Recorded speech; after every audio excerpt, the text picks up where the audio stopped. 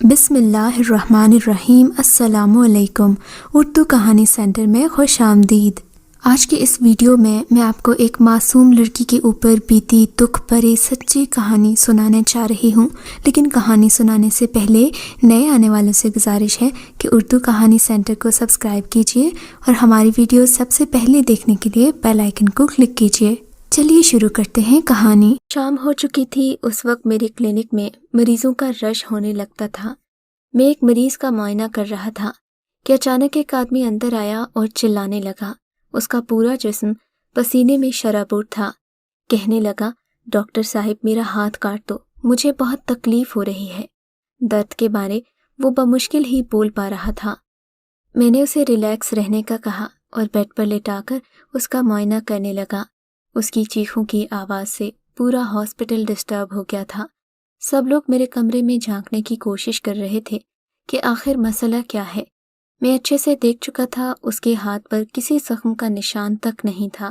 پھر بھی اس کے درد کی وجہ سے میں نے اس کو پین کلر کا انجیکشن لگا دیا، مگر کوئی فائدہ نہیں ہوا۔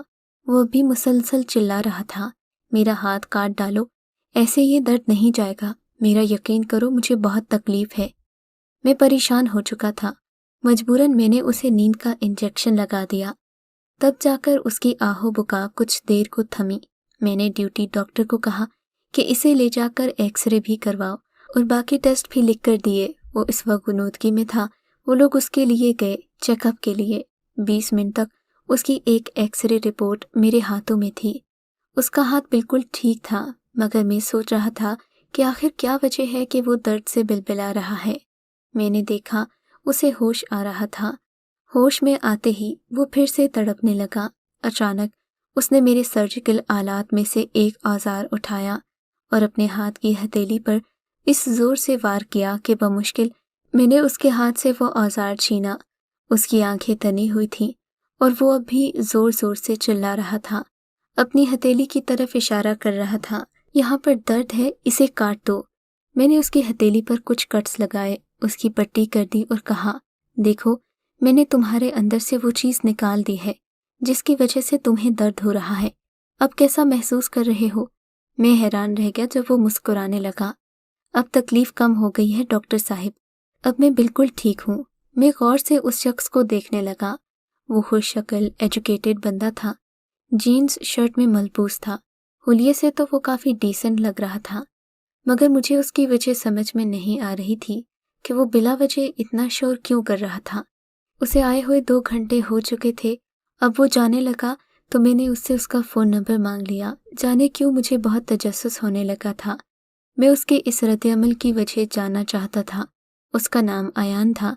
وہ ایک اچھا خاصا خوشحال کھاتے پیتے گھرانے سے تھا، مگر اس کی حالت دن بدن خراب ہو رہی تھی۔ اس دن کے ٹھیک 5 دن بعد وہ پھر سے میرے کلینک میں آ پہنچا۔ آج بھی اس کی وہی آہو بکا جاری تھی۔ چیخ چیخ کر اس نے سارا ہسپتال سر پر اٹھا لیا۔ بس یوں ہی بولے جا رہا تھا، ڈاکٹر صاحب دیکھو دیکھو پھر سے درد شروع ہو گیا، یہاں ہے وہ درد۔ اپنی ہتھیلی کو زور سے دباتا ہوا کہتا جا رہا تھا۔ وہ روتا جا رہا تھا۔ بھرپور نوجوان تکلیف سے رو رہا تھا۔ مجھے بہت افسوس ہوا۔ میں تو بس اسے دیکھے جا رہا تھا۔ مجھے کچھ سمجھ میں نہیں آ رہا تھا کہ اسے آخر کس چیز کا درد ہے۔ مجھے پہلے ہی دن شک ہو گیا تھا جب اس کی سبھی رپورٹس کلیئر آئی تھیں۔ مجھے اس نوجوان پر ترس آ رہا تھا۔ میں نے اسے پین کلر لگانے کی بجائے 1-2 ہلکے سے کٹ اس کی ہتھیلی پر لگائے، پٹی کر دی تو وہ نارمل ہو گیا۔ اس نے میرا شکریہ ادا کیا۔ کہنے لگا، ڈاکٹر صاحب میں کئی کلینکس پر گیا مگر کوئی میرا درد سمجھ نہ پایا۔ آپ واحد انسان ہیں جس نے میری تکلیف کو مانا بھی ہے اور اسے دور بھی کیا ہے۔ میں نے اسے کہا، تم اپنا خیال رکھا کرو، تم کھاتے پیتے نہیں ہو اسی لیے تمہیں درد ہوتا ہے۔ وہ مجھ سے وعدہ کرتا ہوا چلا گیا۔ دراصل میں سمجھ گیا تھا کہ درد اور تکلیف جس کا وہ ذکر کر کے روتا رہتا ہے وہ اس کے ہاتھ میں نہیں اس کے دماغ میں تھی، اور وہ ایک ذہنی مریض بن چکا تھا۔ لیکن ایسا کیوں ہوا تھا یہ تو وہی بتا سکتا تھا۔ اب وہ ہر 3-4 دن بعد میرے پاس آ جاتا اور میں بھی وہی حربہ آزماتا۔ وہ خوشی خوشی واپس چلا جاتا۔ میں نے اسے مشورہ دیا کہ وہ کسی سائیکیٹرسٹ سے مشورہ کرے، مگر وہ میری بات سمجھ نہیں پایا۔ میں اسے صاف الفاظ میں تو نہیں بتا سکا کہ میں اس کو جو کٹس لگاتا ہوں وہ تکلیف تو دے سکتے ہیں مگر ختم نہیں کر سکتے۔ وہ پھر بھی میرے پاس ہی آ جاتا۔ ایک دو بار اس نے مجھے اپنے گھر بھی انوائٹ کیا مگر میں وعدہ تو کر لیتا، کبھی اس کے گھر جا نہ پاتا۔ میں بالکل بھی اپنے اس عجیب دوست کے لیے وقت نہ نکال پایا کیونکہ میرا کافی بڑا ہاسپٹل تھا جس کی ہر ذمہ داری مجھ پر عائد ہوتی تھی۔ وہاں کچھ بھی غلط ہوتا تو مریض مجھے ہی قصوروار سمجھتے، اسی لیے مجھے ہر ڈاکٹر اور نرس پر نظر رکھنا ہوتی اور مریضوں کو الگ الگ دیکھنا پڑتا۔ کافی سالوں کی انتھک محنت کے بعد میں نے یہ مقام حاصل کیا تھا۔ اب میں اس سے غفلت نہیں برت سکتا تھا۔ آیان کی تکلیف میں اب کچھ کمی آنے لگی تھی۔ اب اس کے آنے کا وقفہ بڑھتا جا رہا تھا۔ ایک دن کافی عرصہ ہو گیا وہ میرے پاس نہ آیا تھا۔ میں خوش تھا کہ شاید اسے میری ضرورت نہیں رہی، اور یہ سچ ہی نکلا کہ اسے میری ضرورت نہیں رہی تھی۔ ایک دن اس کا خط ملا جو کہ ایک بندہ میرے کارڈ کو دے کر گیا تھا۔ میں نے دیکھا وہ کافی لمبا خط لگ رہا تھا۔ میں نے سوچا گھر جا کر آرام سے پڑھوں گا۔ جب میں نے گھر جا کر خط کھولا تو میرے پیروں تلے سے زمین کھسکتی محسوس ہوئی۔ میں آپ کو آیان کا خط اسی کی زبانی سناتا ہوں۔ السلام علیکم ڈاکٹر زین العابدین، میں اللہ سے امید کرتا ہوں کہ آپ خیریت سے ہوں گے۔ آج بھی اپنے مسیحائی کے پیشے کو دل و جان سے سر انجام دے رہے ہوں گے۔ آپ سوچ رہے ہوں گے کہ میں نے آپ کو خط کیوں لکھا ہے، تو میں آپ کو پہلے ہی بتا دوں کہ میں نے ڈاکٹرز تو بہت دیکھے ہیں مگر آپ کی بات ہی الگ ہے۔ کسی بھی ڈاکٹر نے میری تکلیف کو نہیں سمجھا مگر آپ سمجھ گئے۔ آپ ہی میرے مسیحا ثابت ہوئے۔ آپ کی توجہ اور محنت نے مجھے اس تکلیف سے کچھ دیر کے سہی لیکن نجات تو دی تھی، اسی لیے آپ کا شکر گزار ہوں۔ آپ نے کئی بار مجھ سے پوچھا تھا کہ میں کیوں اس طرح درد سے بلبلاتا رہتا ہوں، تو آج میں آپ کو بتانا چاہتا ہوں کہ اس کی وجہ کیا ہے۔ میرے ساتھ ایسا کیا ہوا کہ میں اس تکلیف سے آج تک نکل نہیں پایا۔ ڈاکٹر صاحب، اس سب کے پیچھے میری محبت کی کہانی ہے، میری اندھی محبت۔ جب میں نے لائبہ کو پہلی بار دیکھا اس دن میں اس کی محبت میں ڈوب گیا تھا۔ وہ حسن و جمال کا پیکر تھی۔ گھبرائی ہوئی سی وہ میرے روم میں آ کر بیٹھی تو جیسے سارا کمرہ اس کے حسن سے چمکنے لگا۔ گندمی رنگت، لمبے کالے بال اور اس کے گلابی ہونٹوں پر وہ تل، مجھے تو اس کا حسن ہی دیوانہ بنا گیا تھا کہ جب اس نے بولنا شروع کر دیا تو اس کی باتوں سے بھی پھول جھڑنے لگے۔ میں تو چاروں شانے چت ہو چکا تھا۔ وہ میرے آفس میں جاب کے لیے آئی تھی۔ وہ نوکری کرنا چاہتی تھی مگر میں نے اسے مالکن بنا دیا۔ جلد ہی میں اپنی فیملی کو اس کے گھر لے گیا رشتے کے لیے۔ وہاں سے سوچ بچار کے بعد ہاں ہو گئی۔ میری تو خوشی کا کوئی ٹھکانہ نہیں تھا۔ جسے پہلی نظر میں چاہا اب وہ میری ہونے والی تھی۔ میں اسے پا کر ہواؤں میں اڑنے لگا۔ وہ بھی میری محبت کے بدلے میں مجھ پر جان چھڑکنے لگی، میرا خیال رکھتی، مجھے خوش رکھتی۔ لائبہ نے مجھے دل و جان سے محبت دی۔ ایک دوسرے کی سنگت میں ہم دنیا بھول چکے تھے۔ میں سوچتا کہ کیا نیکی میرے اللہ کو پسند آئی جو مجھے لائبہ جیسی شریک حیات ملی۔ میں سمجھ نہ پایا کہ وہ مجھے زیادہ چاہتی ہے یا میں اسے۔ میری صبح اس وقت تک نہ ہوتی جب تک میں اسے دیکھ نہ لیتا۔ اگر وہ کچن میں ہوتی تو میں بستر سے نہ اٹھتا۔ وہ کبھی میری اس عادت پر ہنستی، ناراض ہو جاتی کہ یہ آپ کی کیا بچوں جیسی عادت ہے، مجھے کام بھی تو کرنے ہوتے ہیں۔ میں نے کہا کہ میں اتنے سارے ملازم تمہارے لیے ہی رکھے ہوئے ہیں تاکہ تم اپنا سارا وقت مجھے دو۔ وہ کہتی مجھے آپ کا ہر کام خود کرنا پسند ہے، میں نہیں چاہتی آپ کو کوئی تکلیف ہو۔ اس کی باتوں سے میں اور بھی اس کا دیوانہ ہو گیا۔ میری شادی کو 6 ماہ ہی ہوئے تھے۔ ایک دن میں نے دیکھا وہ اپنے سائڈ ٹیبل کے دراز میں کچھ رکھ رہی تھی۔ میں آفس سے ابھی آیا تھا۔ مجھے دیکھ کر اس نے جلدی سے دروازہ لاک کر دیا اور میرے قریب آ کر مسکراتی ہوئی بولی، آج آپ جلدی آ گئے؟ اس نے پوچھا تو میں نے اسے بتایا کہ میری طبیعت کچھ ٹھیک نہیں تھی۔ یہ سن کر وہ پریشان ہو گئی۔ وہ ہر ممکن میری خدمت کرتی تھی۔ مجھے بخار آ گیا تھا۔ 2 دن سے میں گھر پر ہی تھا۔ میں سونے کی کوشش کرتا تھا مگر نیند نہیں آتی تھی۔ رات کو پھر سے مجھے بخار آیا۔ میں نے آنکھ کھولی تو دیکھا لائبہ اسی دراز میں کچھ دیکھ رہی ہے اپنے موبائل کی لائٹ لگا کر۔ میں نے پکارا تو وہ اچھلی اور جلدی سے اپنی ڈرار کو لاک کر دیا۔ उस दिन मुझे कुछ अजीब सा लगा कि वो यकदम चौंक क्यों गई। खैर मैंने उससे कुछ नहीं पूछा। फिर कुछ दिन के बाद मेरी तबीयत संभली तो मैं दोबारा से ऑफिस जाने लगा था। मैं इस बात को भूल चुका था, मगर फिर कुछ दिन के बाद मैंने इस तराज में सर दिए हुए उसे देखा तो पूछ ही लिया, अरे भाई, ये तुम कौन सा खजाना छुपा रखती हो जो दिन रात इसी तराज की पूजा में लगी रहती हो? मेरे तंजिया जुमले पर भी वो हंसती, जो भी खजाना है आपको नहीं बताऊंगी, ना ही आप मुझसे पूछिएगा और ना ही इस तराज को कभी हाथ लगाइएगा। अच्छा बाबा, मुझे कोई शौक नहीं तुम्हारे खजाने चुराने का। इस तरह बात आई गई हो गई, मगर अब मुझे ये दराज खटकने लगा कि इसमें ऐसा क्या रखा है जो मैं नहीं देख सकता। खैर एक दिन मुझे मौका मिल ही गया। मैं जल्दी घर वापस आया कि लाइबा को आज डिनर पर ले जाऊंगा। मैं कमरे में आया तो वो वहां नहीं थी। मैंने वॉशरूम में भी चेक किया मगर वो वहां भी नहीं थी। मैंने टेरेस पर आकर देखा तो वो घर की पिछली तरफ जो लॉन्ड्री का हिस्सा बना था वहां पर कपड़े धो रही थी। मैंने भी उसे बुलाना मुनासिब नहीं समझा। चलो जब तक वो फ्री हो मैं कुछ आराम कर लूं। मैं लंच ऑफिस में ही कर लेता था। बेड पर लेटा तो मेरी नज़र बेड साइड टेबल पर पड़ी। वो खिलाफे मामूल खुला हुआ था। शायद इसे तवक्के नहीं थी कि मैं इस वक्त घर आ सकता हूँ। मैंने तजस्सुस के मारे दराज खोली तो मैं हैरान रह गया। उसमें कुछ ज्वेलरी और कुछ खतूत पड़े हुए थे। मैंने ना चाहते हुए भी एक खत उठाकर पढ़ना शुरू कर दिया। काश के वो खत मैं ना पढ़ता। काश उस दिन मेरी बीनाई चली जाती।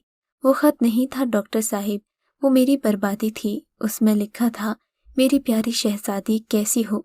उम्मीद करता हूँ मुझे याद करती होगी। मैं भी तुम्हारी यादों के सहारे अभी तक जिंदा हूँ।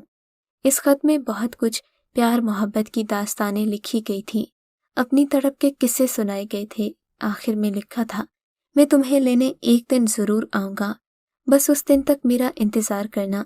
मैं तुम्हें इस कैद से छुड़ा कर ले जाऊंगा। तुम्हारा शहजादा। मेरी हालत खत पढ़कर बुरी हो गई। माथे पर पसीना आ गया और हाथ कांपने लगे। मैंने एक दो और भी खत पढ़े। इनमें भी वही बातें लिखी हुई थी जो मेरी गैरत को गवारा नहीं थी। जुल्म तो ये था कि इन खतूत पर तारीख भी मेरी शादी के बाद की दर्ज थी। अगर ये शादी के पहले के होते तो मैं फिर भी उसे माफ कर देता, मगर वो मेरी मनकूहा होकर एक गैर के लिए तड़प रही थी। उसकी याद में ये खत पढ़ती रहती थी। उफ, मेरी वालिहाना मोहब्बत का उसने क्या सिला दिया। मैंने अपनी मुट्ठियां जोर से बंद कर ली। मुझसे बर्दाश्त नहीं हो रहा था। मैं उसी वक्त वहां से निकल आया। मैंने सोच लिया कि अब इस बदकार औरत के साथ नहीं रहूंगा, लेकिन अगर मैंने इसे तलाक दी तो इसका तो मसला ही हल हो जाएगा। ये तो चाहती ही यही है कि मैं इसे छोड़ दूं और ये अपने यार से शादी कर ले।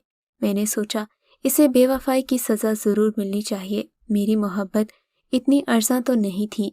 मेरी इज्जत के साथ उसने जो खेल खेला था, मैं उसे कैसे माफ करता। मैं वापस गाड़ी मोड़कर घर की तरफ जाने लगा। मैंने एक शॉप से चूहे मार दवा ली और फिर जूस कॉर्नर से मैंने उसका मनपसंद जूस पैक करवाया और वापस आ गया। मैंने कार में ही दवा मिला दी थी इस जूस में। घर आते ही मैंने इसको आवाज दी तो वो चली आई लॉन्ड्री की तरफ से। आप आ गए? मुझे देखकर वो खुश हुई। मुझे उसकी ये एक्टिंग एक आंख नहीं भा रही थी। मैंने सुपार चेहरे के साथ उसको जूस का पार्सल थमाया। वो अपना फेवरेट जूस देखकर मुस्कुराई और हमेशा की तरह उसी वक्त पीना शुरू कर दिया। मैं उसे देखता रहा। उसने जूस खत्म करके अजीब सा मुंह बनाया। उफ, आखिर में ये क्या अजीब सा जायका था जूस में। दिल खराब हो गया। वो डस्टबिन में थूकने लगी। मुझे देखकर बोली, मैं अभी आती हूँ, और अपने कमरे की तरफ जाने लगी। मैं भी उसके पीछे आ गया। ऊपर कमरे तक पहुंचते पहुंचते उसके पेट में शिद्दत से दर्द उठा।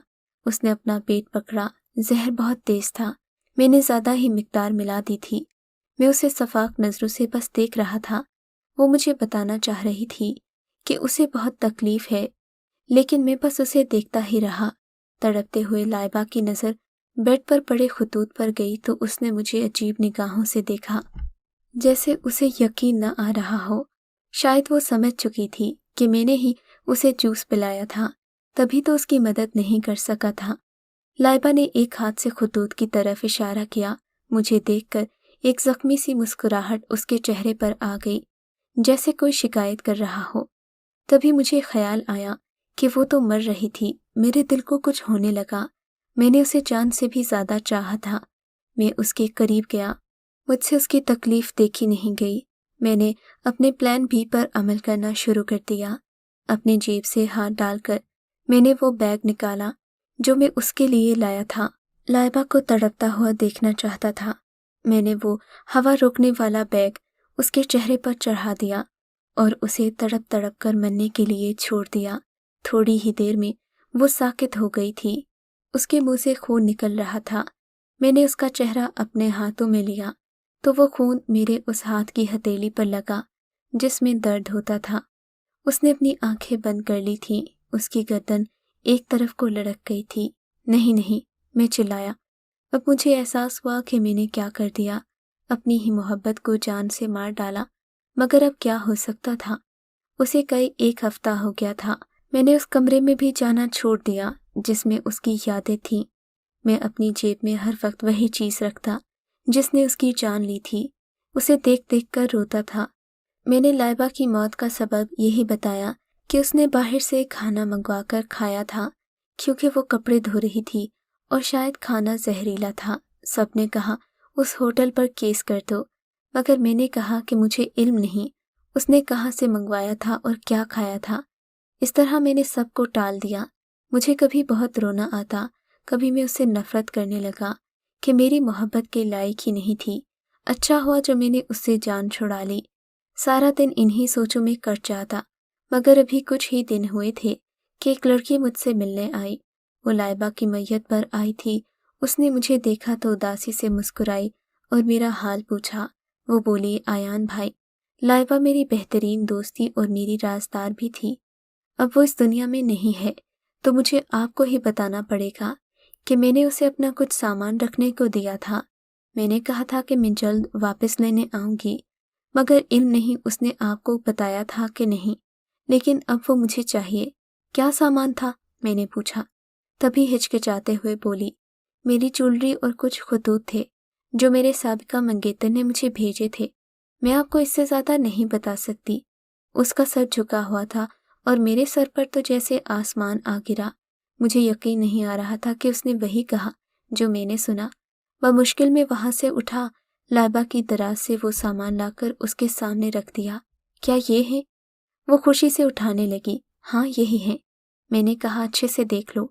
मुझे लगा वो पढ़कर देखेगी तो कहेगी ये खत उसके नहीं है, मगर उसने कहा कि ये उसी के खत थे और उसे पढ़कर देखने की ज़रूरत ही नहीं क्योंकि उसका मंगेतर इसी पैड पर लिखकर भेजता था। वो चली गई और मैं वहीं बुत की मानद बैठा रह गया। मेरे जिस्म में चिंगारियां सी जलने बुझने लगी थीं। सर से लेकर तलवों तक एक आग लगी हुई थी। मैंने अपना गिरेबान फाड़ डाला। लगता था मेरे कपड़ों में आग लगी है। मैं पागलों की तरह भागने लगा। मेरी आवाज़ें सुनकर मुलाजिम भागता हुआ आया। मैंने कहा, मेरे ऊपर पानी डालो। वो पानी की बाल्टी लाया। उसने पानी मेरे ऊपर डाला तो जलन कुछ कम हुई। फिर मुझे लाइबा का चेहरा याद आया, किस तरह उसने आखिरी वक्त में मेरी तरफ मदद तलब निगाहों से देखा था और फिर सब समझने के बाद शिकायत करती नज़र से देखा। अचानक मेरी हथेली जलने लगी और फिर ना ख़त्म होने वाली तकलीफ़ शुरू हो गई। आगे की कहानी आपको मालूम है। मैंने अपनी जान की जान ले ली। अब मैं एक जिंदा लाश हूँ। रूह तो कब की परवास कर चुकी है। डॉक्टर साहिब, मेरी मगफिरत की दुआ कीजिएगा क्योंकि आपको जब ये ख़त मिलेगा मैं इस दुनिया से जा चुका हूँगा। मेरे शक ने मेरी दुनिया तबाह कर डाली। मेरी आखिरत भी बर्बाद हो गई। बस मुझे आपकी दुआओं की ज़रूरत है। अल्लाह हाफिज़। मैं ख़त पढ़ते ही चौंका। आखिर में जो लिखा था। मैंने उसी वक्त अपनी कार निकाली और उसके दिए हुए पते पर पहुंच गया। काफ़ी लोग वहां जमा थे। मुझे बताया गया कि उसे गुजरे हुए 3 घंटे हो गए हैं। मुझे यकीन नहीं आ रहा था। मैंने एक मुलाजिम से पूछा कि मेरे पास ख़त कौन लाया था। उसने एक आदमी को बुलाया जो उसका ड्राइवर था। मैंने उसे कहा कि मुझे सब बताओ, उसने क्या कहा था। वो बोला, आयान साहब ने मुझे 1 हफ्ता पहले ख़त दिया था और मुझसे वादा लिया था कि जब वो इस दुनिया से चले जाएंगे तो ये ख़त आपको पहुंचा दूं। तभी मैं आज उनके मरने के बाद दिल गिरफ्तार होकर आपके पास आया। मेरी आंखों में नदामत के आंसू थे। काश मैं उससे मिलने आ जाता। मैंने उससे पूछा कि आयान को क्या हुआ था। اس نے بتایا کہ کافی دن سے وہ کمرے سے باہر نہیں نکلتے تھے۔ اس رات مجھے فون کیا کہ اندر آ جاؤ۔ میں نے دیکھا وہ سوکھ کر کانٹا ہو گئے تھے۔ بولے میرا آخری وقت آ گیا ہے، میری قبر لائبہ بی بی کے ساتھ رکھنا۔ پھر کچھ ہی دیر میں ان کی روح پرواز کر گئی۔ ہم نے ڈاکٹر کو بلایا تو انہوں نے کہا کہ ان کے دماغ کی رگ پھٹ چکی تھی۔ میں واپس گھر آ گیا۔ مجھے ان کے جانے کا افسوس تھا، مگر خوش تھا کہ ان کی موت طبعی تھی، ورنہ پہلے مجھے شک ہوا تھا کہ انہوں نے خودکشی تو نہیں کی، اس نے قتل کیا تھا۔ شک کی بنا پر ہو سکتا ہے اس کی توبہ قبول ہو جائے، مگر خودکشی کی معافی نہیں۔ میں ہر پل اس کے لیے دعا گو ہوں کہ اس کی روح کو سکون ملے اور اسے معافی مل جائے۔ اس کا قصور اس کا بھی تھا، مگر لائبہ بھی قصوروار تھی۔ اس نے شک کا بیج اپنی زندگی میں بویا ہی کیوں؟ اگر وہ اپنی دوست کے خطوط لائی ہی تھی تو آیان کو ایک بار بتانا ضروری تھا، ورنہ شک تو بڑھ کر تناور درخت بن جاتا ہے۔ کاش یہ دونوں یہ غلطی نہ کرتے۔ میری سب سے یہی التجا ہے کہ اپنے جیون ساتھی سے کچھ مت چھپایا کریں، ورنہ شک ہر خوشحال زندگی میں ایسے آگ لگا دیتا ہے جیسے آیان اور لائبہ کی زندگی میں آگ لگی تھی۔ اگر آپ کو یہ کہانی اچھی لگی ہے تو اس ویڈیو کو لائک کیجیے اور اس طرح کی مزید ویڈیوز دیکھنے کے لیے ہمارے چینل کو سبسکرائب کیجیے۔